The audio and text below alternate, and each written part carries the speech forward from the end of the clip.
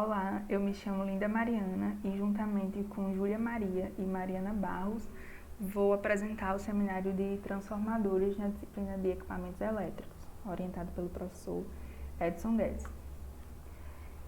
Transformador é um equipamento de operação estática que, por meio de indução eletromagnética, transfere energia de um circuito primário para um ou mais circuitos denominados secundário ou terciário, respectivamente. Por questão de segurança humana, são utilizados baixos níveis de tensão na entrega ao consumidor e, por sua vez, em razão de limitações impostas pela espessura de isolação, o funcionamento mais econômico dos geradores síncronos e mais conveniente é a tensão de até 25 kV. Por outro lado, de forma a possibilitar a alta capacidade de potência com perdas relativamente baixas, é conveniente que o transporte de energia elétrica a grandes distâncias, como por exemplo, desde o gerador até o consumidor, seja feito em níveis de tensões elevadas, como de até 1000 kV. Portanto, em todo o sistema de energia elétrica existe a necessidade de transformar a tensão para atender aos requisitos dos sistemas de transmissão e de distribuição. As tensões de operação dos transformadores são distinguidas em níveis de acordo com essa conveniência e necessidade. Em geral, a gente tem tensões de operação de 13,8 a 25 kV para a geração. Temos na transmissão tensões de 138 a 765 kV e na distribuição tensão de 3,8 a 34,5 kV. Desse modo, a gente tem que o transformador desempenha as funções de elevação de tensão, ao passo que eleva a tensão de geração para a tensão de transmissão. Ele também tem a função de redução de tensão, quando ele abaixa a tensão de transmissão para a tensão de subtransmissão ou de distribuição. Também tem a função de regulação de tensão e suprimento de cargas. Como podemos ver aqui na figura, os transformadores são a ligação entre os geradores e as linhas de transmissão e entre as linhas de diferentes níveis de tensões. Eles também abaixam a tensão para níveis de distribuição e, finalmente, para o uso residencial. Um transformador consiste basicamente em dois enrolamentos condutivos não conectados eletricamente, mas conectados através de fluxo magnético. O funcionamento do transformador é baseado em dois princípios físicos. O primeiro é descrito pela lei de Bois-Savart, que afirma que a corrente elétrica produz um campo magnético. O segundo, descrito pela lei de indução de Faraday e pela lei de Lenz, implica que um campo magnético variável no interior de um circuito induz nos terminais desse circuito uma tensão elétrica de magnitude diretamente proporcional à taxa temporal de variação do fluxo magnético do circuito. É por necessitar dessa variação de fluxo magnético que os transformadores só funcionam em corrente alternada. Agora, falando sobre os aspectos construtivos, a gente tem que cada fabricante possui uma forma particular de fazer seus transformadores, mas os aspectos básicos são essencialmente os mesmos, o que nos permite obter um padrão construtivo. O transformador é formado basicamente pela parte ativa, que corresponde aos enrolamentos e ao núcleo, e os demais componentes são acessórios complementares. O núcleo é constituído de chapas de silício, de aço silício, de ferro-níquel ou de materiais amorfos, que são laminados a frio e cobertos por uma película isolante. Ele orienta os domínios magnéticos no sentido da laminação, permitindo alcançar altas densidades de fluxo com perdas reduzidas e baixas correntes de magnetização. O tipo de material e a geometria do núcleo são as principais características para seu dimensionamento. Quanto à geometria, a gente traz aqui o primeiro tipo, que é o tipo envolvido, que são aqueles em que as bobinas envolvem o núcleo. Ele apresenta apenas um caminho para a circulação do fluxo magnético.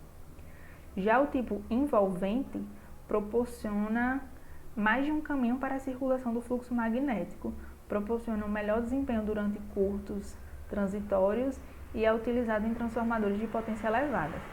A gente trouxe aqui 3 exemplos, né, 3 ilustrações, um para transformador monofásico com 3 colunas, um trifásico de 3 colunas e um trifásico de 5 colunas. O núcleo de 5 colunas permite a redução da altura do transformador trifásico, sendo empregado quando essa redução é necessária por problemas de transporte, por exemplo. Temos também o tipo lambda, que tem como finalidade reduzir as perdas introduzidas pelas correntes parasitas. É revestido por um material isolante para aumentar a resistência entre as lâminas e são laminadas a frio, seguidas de um tratamento térmico que permite que os grãos magnéticos sejam orientados no sentido da laminação.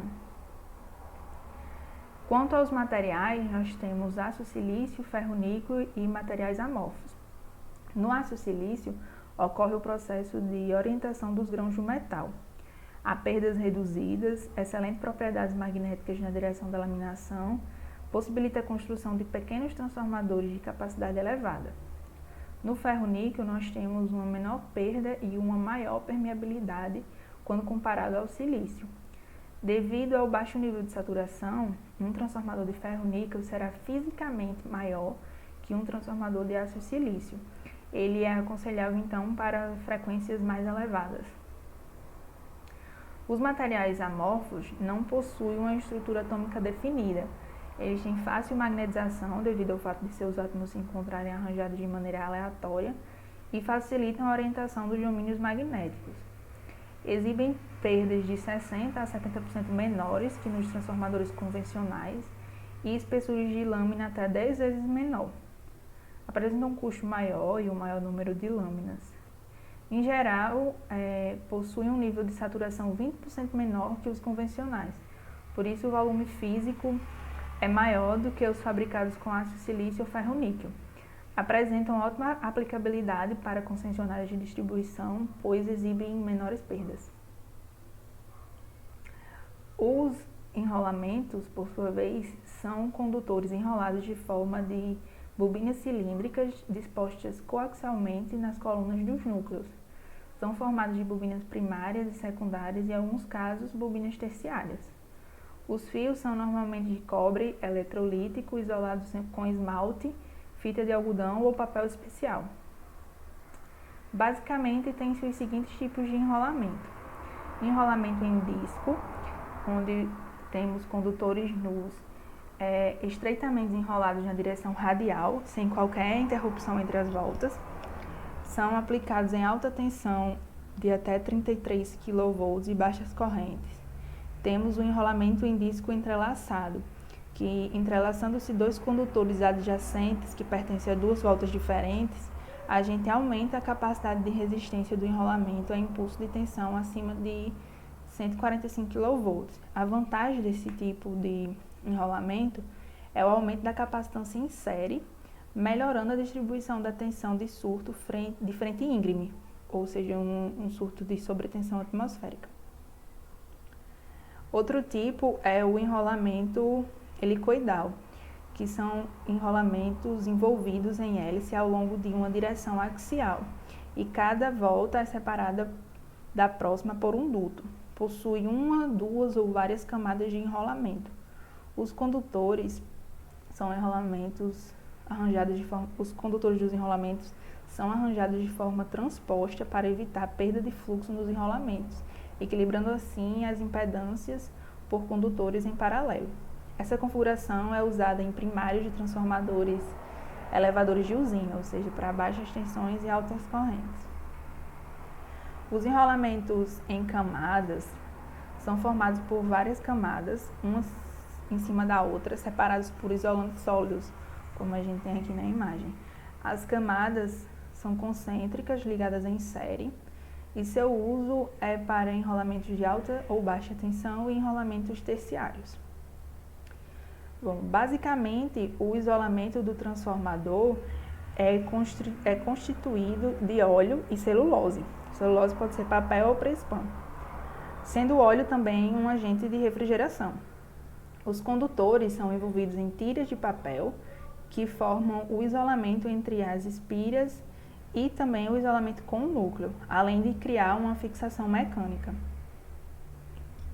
Os materiais utilizados na isolação sólida são basicamente papel. O papel é o principal material usado na isolação sólida para transformadores de alta potência. Os condutores são envolvidos em tiras de papel, formando o isolamento entre as espiras.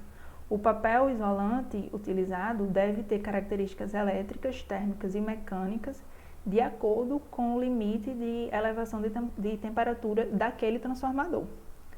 Porque dentro do transformador, a degradação pode ocorrer devido à oxidação e à hidrólise. Já a isolação líquida são compostos de baixa viscosidade destinados à refrigeração dos transformadores ao transferir o calor gerado por efeito Joule às paredes do tanque. São caracterizados por uma elevada rigidez elétrica que, ao impregnar nos enrolamentos isolantes, aumenta o poder desses materiais. Atualmente no Brasil são utilizados 2 líquidos isolantes em transformadores, o óleo mineral e os óleos de silicone. O óleo mineral tem sua origem num processo químico de fracionamento de petróleo, para logo em seguida ser submetido a um rigoroso sistema de refinação. Apresenta um baixo ponto de combustão e deve ser livre de impurezas e seu poder dielétrico não deve ser inferior a 30 kV por milímetro. Os óleos de silicone são constituídos de polímero sintético, cujo o principal elemento é o silício. É um líquido claro e incolor, não é tóxico e é quimicamente inerte. O silicone apresenta uma viscosidade sensivelmente superior aos dos óleos minerais e possui um ponto de chama em torno de 30 graus Celsius.